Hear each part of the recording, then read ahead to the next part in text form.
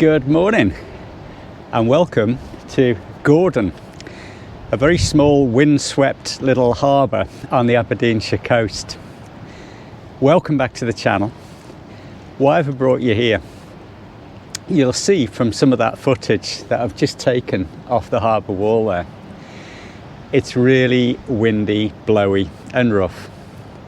But I had something in mind, and I'm here amongst all of the creeling or potting gear, and I wanted to talk a little bit about these creels that I've got, in particular this one and this creel, which is new to me.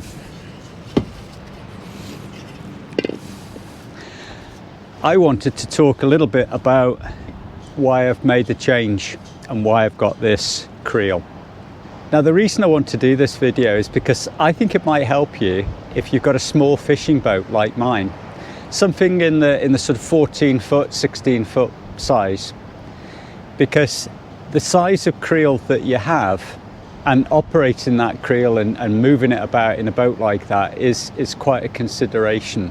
If you're thinking of doing a bit of creeling, a bit of potting, be sure to check out the local regulations in your area, because there are size limits. There's the number you can actually take, there are seasons, there are all sorts of considerations. So don't get yourself into trouble. Go check what the rules and regs are in your area. Just because we're doing this as pleasure anglers, if you like, holiday people, doesn't mean that we don't have regulations, just like all of these folks here with the commercial boats. It is also our responsibility to look after these lobsters and crabs. So anything undersized goes back, anything with berries goes back, anything with a V-notch goes back. You know the story. Check it out because it is important.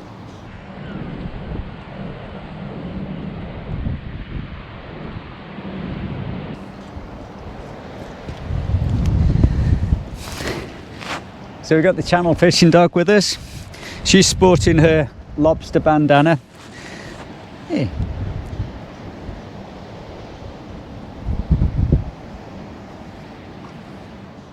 Right, let's talk about creels.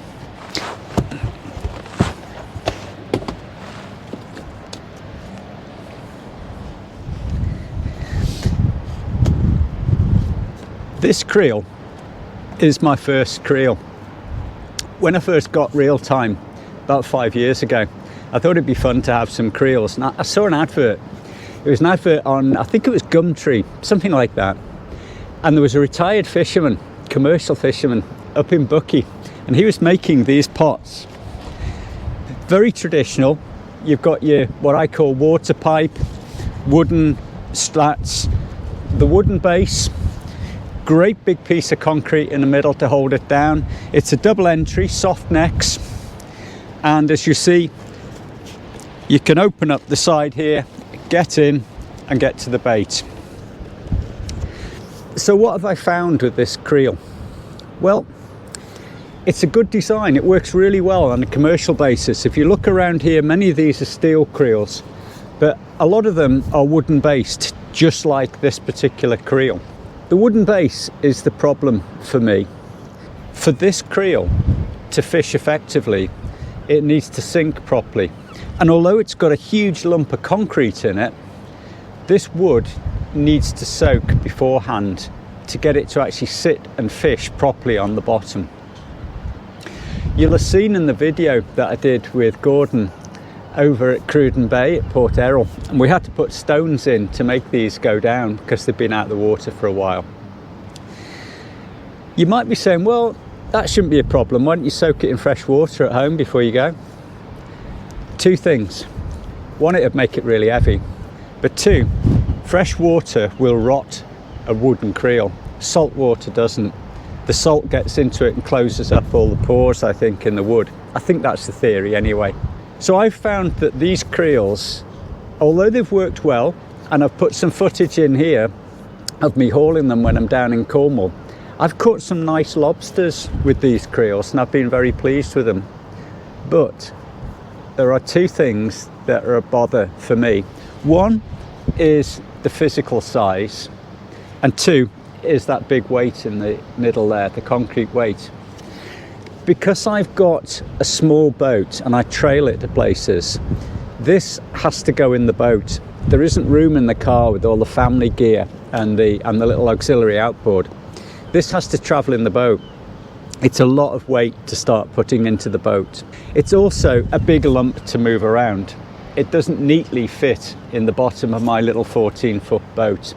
And that's what got me thinking, is there something else I could do? Is there another type of creel that I could be using that would suit my needs better? Now let's put this one to one side for a minute. If you want to see how I haul the creel and the little gadget that I've made, I'm going to put a separate little video in just now, and I'll show you what I've made to fit on the side of my Orkney Coastliner that prevents the rope from wearing the side of the boat, the gel coat off the side of the boat, but also makes it easier to haul. It's just something quite simple that's been made out of a few bits of scrap. So I thought it might be worth saying something about what I've got as a pot hauler. It's just made out of some old plywood, and this bit is the centre of a wheelbarrow wheel. The tyre went flat, so I used the centre on here. Just put a big bolt through. The cutout here just fits on the gunnels.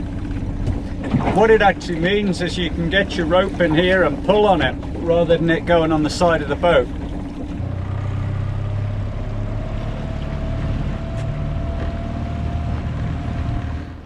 So you can probably hear the seagulls. There's also a kind of humming noise from I think it must be a little ice factory or something across the way there. So there's going to be plenty of noise going on. My new creel. It's a lot lighter. It's physically a lot smaller. I think it's about 22 inches, and it's just that bit smaller, so it fits quite nicely in my boat. It does still have some wooden runners, but it does have some blocks in it, but not so much that it's hard to throw around in the back of my boat. It doesn't have the wooden base, so we don't have to soak it. So the minute I get to somewhere like Cornwall, I can take this out and I can throw it overboard and it will sink and it'll be fishing immediately. So what are the other things about this creel that we've got? It's another double entry creel. We've got a nice side door here for getting in and out. It's also been bound up all the way around the outside to prevent a bit of wear going on. Now you may be asking, where did I get this creel from? I saw the design, the materials, when I was fishing up at Johnshaven, and if you look back you'll see the video on that.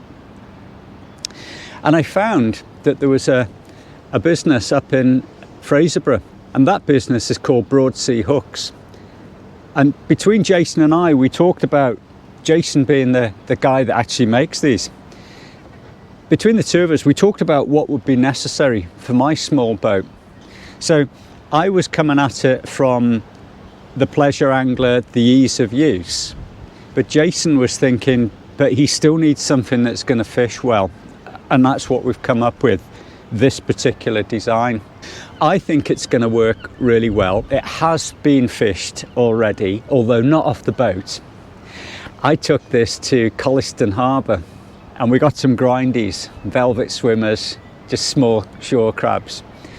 So it's nice to know that it's caught something on its very first outing. Would have been nice if it was a big parton, brown crab or lobster, but that's to come later on this season, I'm sure. So this is our new creel. This is just the one that I've got, and this is what I'm going to be using. I'm looking forward to using this. I should have mentioned at the start, if you're going to be creeling, make sure that you've got some good rope on it so you can get it back. But we're all boaters. None of us wants to get our prop wrapped up in floating rope that's miles, lots and lots of rope off it. So wrap this up carefully, work out your tides, don't have masses of rope, don't put these things where people are going to come in with their yachts, their boats, their small fishing boats like us. Think about it, be careful. Also, don't go dumping your creel on top of these commercial ones. you'll find it'll get removed. Find your own space, have a look on your sounder, find somewhere that's out of the way, you fish your own area. Don't go putting it on the commercial lads stuff, that's not on.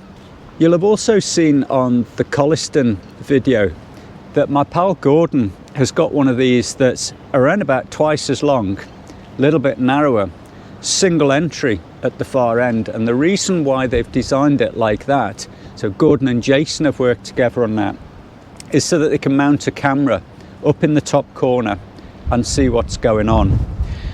I will be mounting my water wolf in here, and I think we should get some pictures, although it may well be that the focal length is a little bit too close, but I think we should get some footage. So I'm going to risk putting my water wolf camera in here, and we'll send this down for 3 hours or so, somewhere nice, Cornwall, or off the coast up here, off Cruden Bay or whatever, and just see if we can see what happens down there just over a short window of time. So that's my thought process. That's why I've moved. I mentioned that I would talk a little bit about these creels on one of my other videos. It's beautifully made. It really is made well. If you want something similar, do go and talk to Jason. Broadsea Hooks, he's on Facebook. And if you want to have something like this with your small fishing boat, do get in contact with him and see what can be done. Now, I mentioned I'd got some plans for this other wooden creel.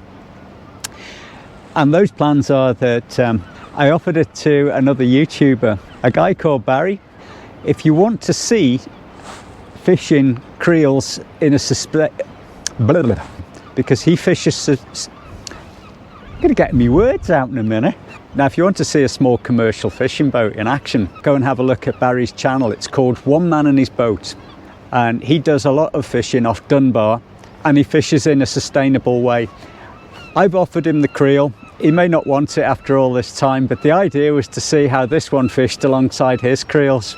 I'll put a link up to Barry's channel just up here. This is the icon, the logo, the avatar, whatever you call it, the thing that you're looking for on YouTube. It's called One Man and His Boat. Thank you very much for your time. Thank you for watching. If you want to see this in action, go and have a look on some of the videos. If you want to see the old one in action, go and have a look in the Fishing Falmouth 2013 and also the 2014 visit. I think I took it on both of those occasions.